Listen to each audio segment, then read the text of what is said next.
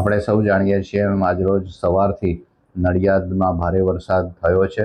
222 mm જેટલો વરસાદ આજે વરસી ચૂક્યો છે અને એના પરિણામે નીચાણવાળા વિસ્તારોમાં કેટલાક વિસ્તારોમાં પાણી ભરાવાની જે સમસ્યા ઊભી થઈ હતી એ તમામ સમસ્યાના નિવારણ માટે અમે અમારી તમામ ટીમો કાર્યરત કરીને તમામ સાધનો કાર્યરત કરીને ઝડપથી પાણી ઓસરી જાય માટેના તમામ પ્રયત્નો મહાનગરપાલિકાએ કર્યા છે અને એમાં અમને મહદઅંશે સફળતા પણ મળી છે।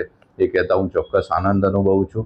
સાથે સાથે નાગરિકોને એક અપીલ પણ કરવા માગું છું કે હજુ 24 કલાક ભારે વરસાદની આગાહી છે, એટલે બિનજરૂરી બહાર ન નીકળવું તેમજ રાત્રિના સમયે પણ નીચાણવાળા વિસ્તારોમાંથી ખસી જવા અમે પણ અમારી તમામ ટીમો સાથે અપીલ કરી છે। એ મુજબ નીચાણવાળા વિસ્તારોમાં કોઈ જાય નહીં, જ્યાં પાણીનો વેળો હોય કે એવી કોઈ જગ્યા હોય ત્યાંથી દૂર રહેવા માટે આપના માધ્યમથી હું અપીલ કરું છું।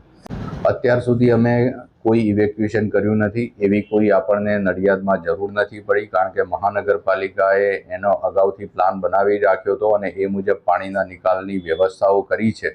તેમ છતાંય જો કરવું પડશે તો એના માટે પણ અમારી તમામ વ્યવસ્થાઓ છે। ઊંચાણવાળા વિસ્તારોમાં સ્કૂલો પણ આઈડેન્ટિફાઈ કરી રાખી છે અને ત્યાં પણ અમે તમામ વ્યવસ્થાઓ કરી છે।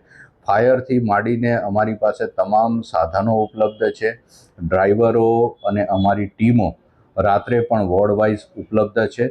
સાથે સાથે મહાનગરપાલિકામાં જે 10 ગામો ભળેલા છે એ ગામોમાં પણ કોઈ પણ સંજોગોમાં કોઈ પણ અવ્યવસ્થા ઊભી ન થાય એના માટેની પૂરતી તકેદારી રાખી છે।